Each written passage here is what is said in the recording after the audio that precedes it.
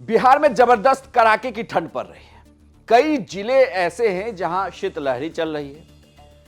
प्रशासन ने नोटिस जारी करके स्कूल कॉलेजेस को बंद कर दिया है।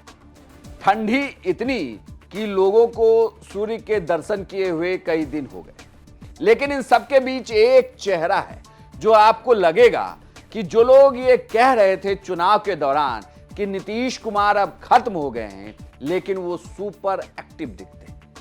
कोई भी दिन ऐसा नहीं जब इतनी ठंड में भी नीतीश कुमार निकलकर किसी योजना को देखने ना जाते हो। आप किसी भी दिन की तस्वीर निकाल लीजिए, लेकिन आपको नीतीश कुमार कहीं ना कहीं किसी योजना को देखने के लिए जरूर मिलेंगे। सिर्फ पटना तक ही नहीं, बल्कि इस शीतलहरी में जब कुहासे की वजह से कुछ दिखता नहीं सड़कों पर, तब भी वो निकल जा रहे हैं, दूसरे शहर तक जा रहे हैं, वहां उन योजनाओं पर बात कर रहे हैं, चर्चा कर रहे हैं, अधिकारियों से मुलाकात कर रहे हैं और फिर वापस पटना लौट रहे हैं। वहीं दूसरी ओर सवाल उठता है कि विपक्ष कहां है। चुनाव के पहले भी नीतीश जी के बारे में एक परसेप्शन बनाया गया, लेकिन ये तो बात मानते हैं ना कि 20 साल के अपने कार्यकाल में नीतीश जी के खिलाफ कहीं भी पूरे प्रदेश में कहीं भी एंटी इनकम्बेंसी नहीं है, क्योंकि नीतीश कुमार जनता के बीच रहकर जनता के कामों को करने के लिए ही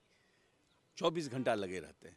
जीतने के बाद बहुत लोग होता है 4-5 महीने आराम करता है, लेकिन नीतीश जी दूसरे तीसरे दिन से ही काम पर डिफरेंट स्कीम्स को देखना, जिलों में जाना, तो यही नीतीश जी की खूबी है और इसीलिए जनता भी उनको प्यार करती है, वो भी जनता के साथ पास समझ। विपक्ष पिछले 1 महीने से छुट्टियां मना रहा है। ये कहा जा रहा है कि तेजस्वी यादव विदेश गए, विदेश में छुट्टियां मना रहे हैं पूरे परिवार के साथ।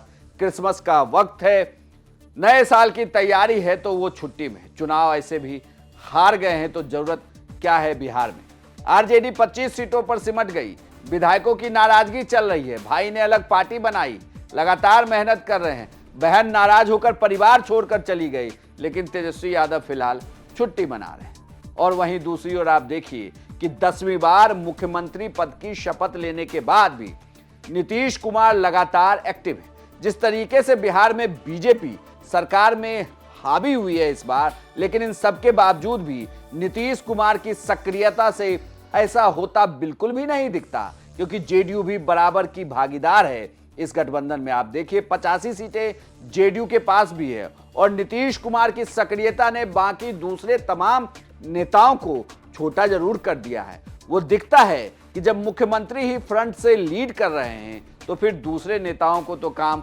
करना ही पड़ेगा। कुल मिलाकर देखा जाए तो कोई बहाना नहीं नीतीश कुमार के सामने दिखता है।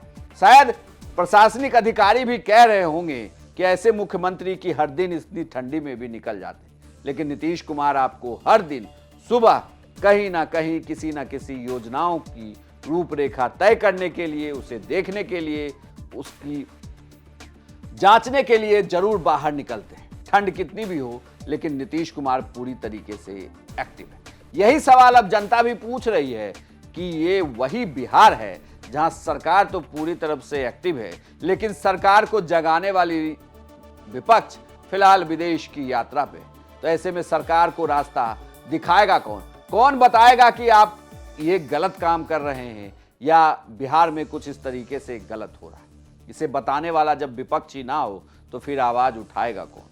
लेकिन बड़ी बात ये कि लगातार नीतीश कुमार बिहार में एक्टिव हैं और उन्हें लेकर ये कहा जा रहा है कि जिस तरीके से वो इस बार एक्टिव हैं, इससे पहले वो ऐसे नहीं थे। हालांकि अब चूंकि ये 10वीं बार नीतीश कुमार बिहार के मुख्यमंत्री बने हैं और उनके सामने अब जिम्मेदारी बड़ी है, क्योंकि अब जनता लगातार सवाल पूछती है, तो इस जिम्मेदारी पर नीतीश कुमार को खरा भी उतरना है। आपको क्या लगता है, विपक्ष के बिहार से गायब होने में क्या सरकार को इसका फायदा मिल रहा है या फिर नुकसान हो रहा है कि कोई मुद्दा उठ नहीं पाता?